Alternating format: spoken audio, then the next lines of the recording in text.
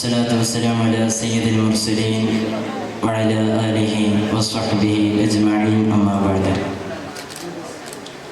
സ്നേഹാദരണീയരായ ഗുരുശ്രേഷ്ഠർ, മുത്തഅല്ലിം സുഹൃത്തുക്കൾ, മറ്റു ഈ മനോഹരമായ സദസ്സിൽ ഒരുമിച്ച് കൂടിയ വിധികർത്താക്കളെ, ശ്രോതാക്കളെ,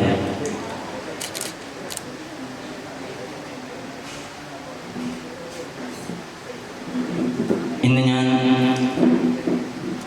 നിങ്ങളുടെ മുന്നിൽ സംസാരിക്കാൻ പോകുന്ന വിഷയം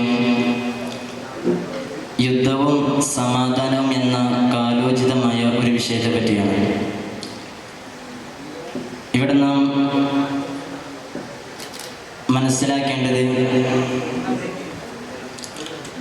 യുദ്ധം ഒരിക്കലും ആർക്കും വിജയം നൽകുന്നില്ല എന്നതാണ്. കാരണം യുദ്ധത്തിൻ്റെ ലക്ഷ്യം എന്നത് മറു രാജ്യത്തിൽ നിന്ന് തങ്ങളുടെ ഭൂമി പിടിക്കപ്പെടാനോ അല്ലെങ്കിൽ തങ്ങളുടെ രാജ്യത്തെ സമ്പുഷ്ടീകരിക്കാനോ മറ്റുമാണ്. ഇതിലൊരിക്കലും ഒരു രാജ്യത്തിനും ഒരു പരിപൂർണമായ വിജയം ലഭിക്കുന്നില്ല. മാത്രമല്ല, ഈ യുദ്ധത്തിനെല്ലാം ഇരയാകുന്നത് ഭരണാധികാരികളുടെ സ്വന്തം താല്പര്യത്തിന് വേണ്ടി മാത്രമാണ് അവർ യുദ്ധം ചെയ്യുന്നത്. ഇതിൽ ഇരയാകുന്നത് ആ രാജ്യത്തിൽ വസിക്കുന്ന പാവപ്പെട്ട പൗരന്മാരാണ്. ഒരു രാജ്യത്തെ പൗരന്മാരെപ്പോഴും ആഗ്രഹിക്കുക അവർക്ക് സമാധാനപരമായ ഒരു ജീവിതം എന്ന് മാത്രമാണ്. എന്നാൽ ഇത്തരത്തിലുള്ള യുദ്ധം കൊണ്ട് ഒരിക്കലും ആർക്കും ഒരു സമാധാനം ലഭിക്കുകയില്ല എന്നത് നാം അടിസ്ഥാനപരമായി മനസ്സിലാക്കേണ്ട ഒരു കാര്യമാണ്. ഇന്ന് നാം സമകാലിക കാര്യങ്ങൾ എടുത്തു നോക്കുകയാണെങ്കിൽ നമുക്ക് കൃത്യമായിട്ട് മനസ്സിലാകും, നമ്മുടെ ചുറ്റുമുള്ള രാജ്യങ്ങളിൽ വലിയ രീതിയിലുള്ള യുദ്ധങ്ങളും കോലാഹലങ്ങളുമാണ് അരങ്ങേറിക്കൊണ്ടിരിക്കുന്നത്. പ്രത്യേകിച്ച് ഫലസ്തീൻ്റെ വിഷയം നോക്കുകയാണെങ്കിൽ ഒരുപാട് നൂറ്റാണ്ടുകളായി അവിടെ യുദ്ധം നടന്നുകൊണ്ടിരിക്കുകയാണ്. ഒന്നാം ലോക മഹായുദ്ധത്തിന് ശേഷം ഓട്ടോമൻ സാമ്രാജ്യത്തെ കീഴ്പ്പെടുത്തുകയും പിന്നെ ഫലസ്തീൻ പ്രദേശം ബ്രിട്ടന്റെ കയ്യിലാവുകയും പിന്നീടാണ് അവിടെ ജൂതന്മാർ കുടിയേറുന്നതും അവിടുത്തെ പാവപ്പെട്ട മുസ്ലിങ്ങളെ ക്രൂരമായി സ്വന്തം നാട്ടിൽ നിന്ന് പുറത്താക്കപ്പെടുകയും ചെയ്യുന്നത്.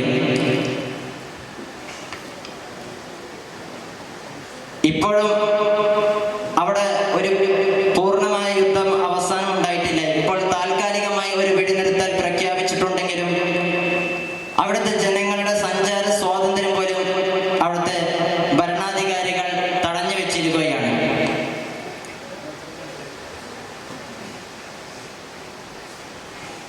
മാത്രമല്ല,